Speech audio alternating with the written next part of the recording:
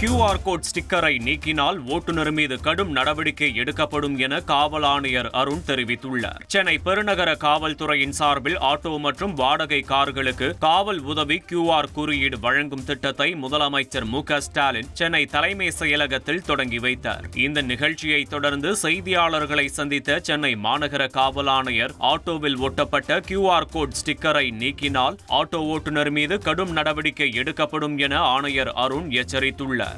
தாவேகாவின் இஃப்தார் நிகழ்ச்சிக்கான அழைப்பிதழை கிழித்தவர்கள் இஸ்லாமியர்களோ தங்கள் கட்சியையோ சேர்ந்தவர்கள் அல்ல என தாவேகா பொதுச் செயலாளர் ஆனந்த் தெரிவித்துள்ளார். தாவேகாவின் நோன்பு திறக்கும் நிகழ்ச்சியில் அக்கட்சித் தலைவர் விஜய் பங்கேற்ற நிலையில் நிகழ்ச்சியில் பங்கேற்க சுமார் 2000 பேருக்கு அழைப்பு விடுக்கப்பட்டது. ஆனால் 3000க்கும் மேற்பட்டோர் அங்கு கூடியதால் உள்ளே நுழைய முடியாத சிலர் அழைப்பிதழை கிழித்து எறிந்தனர்.